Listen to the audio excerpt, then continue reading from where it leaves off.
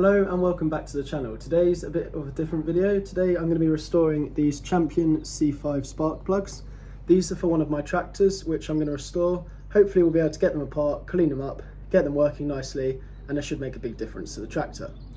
So the first step with these is going to be to take them apart. The porcelain bit is a separate bit to this bottom part.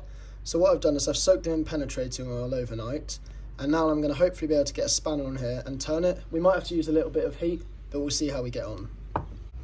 So here's the first one. Hopefully I'll be able to do this one-handed. So I've soaked in penetrating oil and gently worked it back and forth. And as you can see now, this one is loose. So I'll show you one completely from the start in a second. But now we should be able to turn this. Might be a bit stiff in places, so I'm going to soak it again with a bit more penetrating oil just to make sure nothing gets damaged or broken. And then hopefully we'll have this apart in two separate pieces.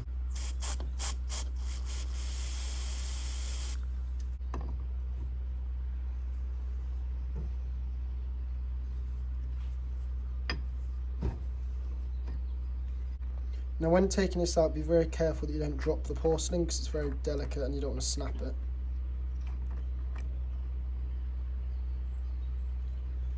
There we go, that is the first one out. This comes apart further for cleaning, but I'll show you that in a second. So now we're going to clamp this one up in the vise. Now it's important to clamp on the faces of the nut so you don't damage any of the threads or anything on the bottom of the spark plug here.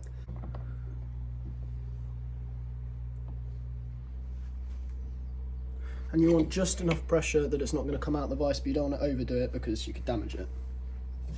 Then we're going to put a bit of this penetrating oil down there again, just to help free off anything that's stuck. With a bit of force, and as you can see, it's now loose. Now, to be honest with these, it's the first initial bit that's really difficult, and then they seem to be pretty easy to get apart. And I have soaked, as you can see, all the way down to the bottom of the threads. If we look at this here, you can see the penetrating oil has gone all the way down to the bottom of the threads, which is what we want. It means it's actually got the whole way through. So again, same procedure, we're going to clamp this one up, making sure it's somewhat straight in the vise. Now this one looks like someone's had a go at it before, because if you look at the nut, it looks very, very worn out and rusty. So hopefully we don't have any issues with this one, but we'll see. Now this one looks like it's not coming apart, so we'll spray a bit more penetrating oil, leave it for a minute or two and see if it comes apart.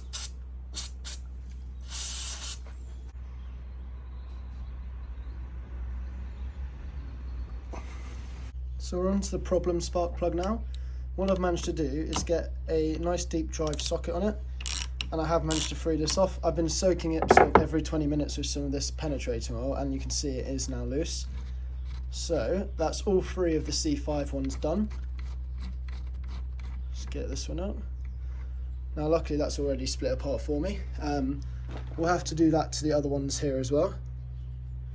But we've now got three of them split apart, and then obviously all of the bottom collars. Now this is the stuff I've been using. Not sponsored, Morris MD4 lubricant. This is really, really good stuff. To be honest, it gets these apart quite easily. Now the spark plugs are apart, the next step is to split the actual porcelain and the nut like this. This one had already come off, but these ones might have to spray a bit of penetrating oil and just give it a twist, and hopefully they should come out. Then we'll focus on cleaning up the porcelain and the rest of it. So here's the first one. Hopefully, if we twist it, you can see it's starting to move. There we go. And the copper washer as well.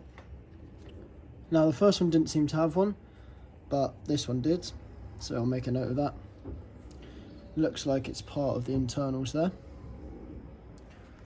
This one doesn't seem to have anything, but we'll put that back in there for safekeeping and keep them in the same order. This one seems to not want to come apart as easily. Might have to leave it in soak with some penetrating oil on it to see if we can get it to come off. Doesn't help that these have been very crudely painted over. As you can see here, it luckily does just peel away. You can see just there where I've started to remove the rubbish, so I'll go around the other side, do the same, spray a bit more of the penetrating oil all around it, and hopefully it will come free. Well, I've been trying to get this out for quite some time now, so unfortunately we're going to have to resort to the blowtorch. It's only a small one, so hopefully it should do the job. I'll give it a gentle heat and just see if I can burn out the rust and rubbish in it, and hopefully that'll be enough to then get it apart.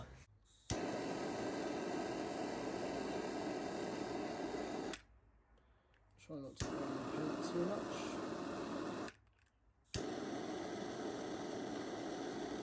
I'm going to try a couple of approaches. I'm going to let that cool down first and see if it's just been enough to burn out the rust and rubbish in it. If it hasn't, I'll then put some heat gloves on and I'll hold it and twist it to see if it's expanded it out enough to allow it to come off.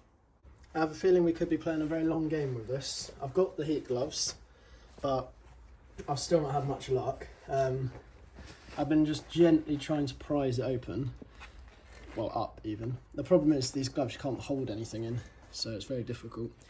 But I think we're going to have to keep going with repeated heats and penetrating oil, and eventually it will come free, but it might take a while. We'll see. Well, I'd love to say that was easy, but it really wasn't. That's taken me about an hour to get that apart. Now, I'll start with the ones that are nice and cool.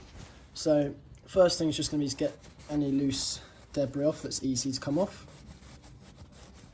You can see I've just got a bit of kitchen towel here. Just get all the rubbish off, saves the hassle of doing it later.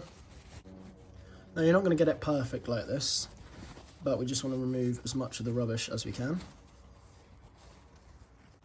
Right, now we want to try and remove these rust marks.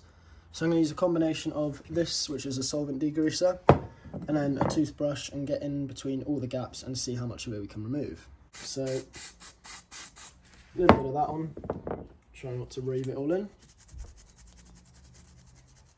I'm just going to clean all of this up. Now there's a good chance these rust marks won't come out because they'll probably be stained.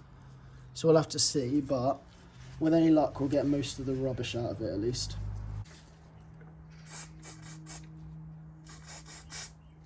I have got a stronger version of that, but unfortunately I've used it all up, so if this doesn't work I'll get some more and then we'll have another go of that. Now this stuff's safe on paint, hence why I'm using this, not anything stronger, because I don't want to damage any of the writing that's still on here.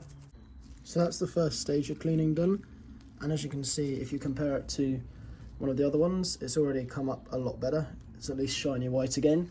So that'll be the first round of cleaning, which we'll do to all of them. My hands are now dirty, so it will rub off on there, but we'll do that to all three of them. Then we'll try and clean up this top screw here, and then we'll do a bit more cleaning on this to try and get it shiny. So that's now all three of the spark plugs mostly clean. We'll now try and deep clean them a little bit more, polish up the screw thread, and clean up the base of it as well.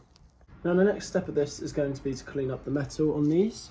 So I'm going to soak these in some degreaser for a few hours, and then we'll scrub at it with a wire brush to remove as much of the old paint and tarnish as we can, and then hopefully we'll be able to zip wheel it and get it fully clean. Now I've just got a series of old containers here that I use for painting and things like that, and we're just going to put a little bit of degreaser just to cover all of them in there. And again, I've kept them in the order 1, 2 and 3. So I've just got some of this heavy duty degreaser. I have used it for quite a few things, so it is quite dark already, but it should be fine for this.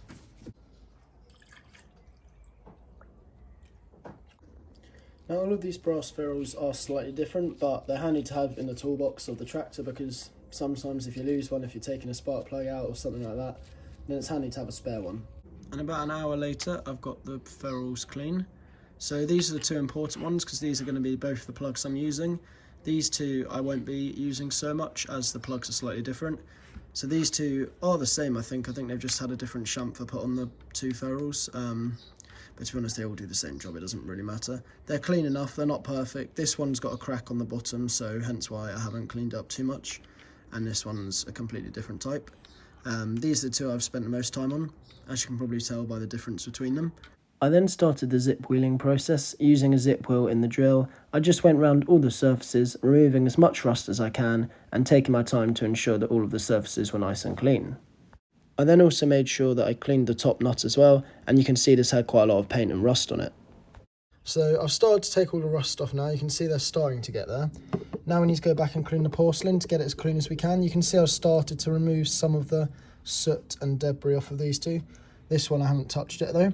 So I'll do this one to the same level as those two, and then try and get all three of them as clean as I possibly can. So the steps for cleaning this are fairly simple. Again, I'm using some solvent degreaser, which almost empty. So hopefully I'll have enough to finish this project as I haven't got any more. So we're just going to clean off as much of the debris as we can. You can see it's starting to remove there. Now some of this isn't going to really come off at all. Unfortunately some of it will just be baked on forever. You can see some shiny metal starting to appear there. And you can see the porcelain is slowly coming back to life. So I've got some of this Evaporust stuff. I've used this before, it's very good stuff. So I'm going to put a little bit into each of these containers and then soak the rusted parts, which are now fairly clean, for a couple of hours, and then give them another zip wheel and then they should be clean. Now you can see they're already fairly clean, but the main reason for doing this is because you can't fully get inside of the spark plug casing. So hopefully by soaking in some Evaporust it'll get inside of here, and then I can just give it a little scrub with a tiny wire brush, rinse it, and then it should all be clean. So now I'm going to clean up the brass tip of the thread here. Now it's not going to be perfect, but it should just help make it look a bit smarter. It doesn't really need to be done, but to be honest, whilst I'm waiting for the rust to evaporate off, I might as well just give them a little polish up on the top. Should just make it look a bit neater too. So I've now got the thread nice and cleaned up. It's not perfect, but it's a lot shinier than it was. Okay, so we've now had this soaking for about 24 hours, and as you can see it has turned the liquid kind of a browny black colour. This one's not quite as bad, but you can still see there is some residue at the bottom. So what we're going to do now is rinse them off with water and a wire brush just to remove any of the loose rust, and then give them a zip wheel. I made sure to use the air gun just to blow off any water that was left in them, because you don't want to have any trapped water because that will lead to rust, and then I gave them another zip wheel. So it's been a while since I did these spark plugs, but I've just given them a quick zip wheel again just to get the surface rust off, but as you can see they're pretty shiny. So what we're going to do now is rebuild all of this. We'll give them a quick polish and a bit of wax to stop them from rusting. So let's move on to that. So what we're going to do is put a bit of copperies on the surface of these threads, as I don't want anything to stick if I ever need to take them apart. So I'm just going to use this toothbrush, brush it on, make sure it's worked into the threads. And then we'll slide this back over the porcelain. This one doesn't have one of these copper washers, the other ones do. This is a slightly different plug, a C5 still, but slightly different. Then place these back together and wind it in. And then basically need to put it in a vise and tighten the two pieces together. Okay, so I've clamped it up in the vise, not stupidly tight, but tight enough that it shouldn't move around. Got a socket that fits it. These ones are 13/16. I'm just going to put a bit of force on it, make sure it's nice and tight, slacken it off, and yeah, I'm happy with that tightness. And that is one complete C5 spark plug. All that's left to do now is put the top on and give this a polish. So now it's time to reassemble these ones. Now these have got these copper washers. They're sort of like a copper split washer in a way. You can just see there, if I focus the camera, they both have a split line on them. So just reassemble that till it's hand tight, and I'll put it in a vise and tighten it up. Then of course you've got the ferrule that goes on the top, or a spark plug cap, whatever you want to call it. That's that one. Then we'll do the same to the first one. Then we'll just take this bit, same thing, push that in there, bring the two parts together, don't drop it, and then put the cap on as well. Okay, so now I've got all the spark plugs. You can see there's some copperies in the gaps here, but I'm not worried about that. You can see it in those two, because that should keep it from rusting and basically getting stuck. So I'm going to put a bit of auto-sol on all of these and polish them up a little bit. It's not going to do a huge amount as they've already been zip wheeled quite a lot, but we'll just give them all a quick go over. Try and get them as good as I can. So I'm now going to apply some of this machine wax, which will hopefully keep the rust at bay. Thank you very much for watching this video. I hope you enjoyed it. It's been a good bit of fun trying to clean up these spark plugs, and hopefully they should make a good difference in the tractor. I'll see you on the next one.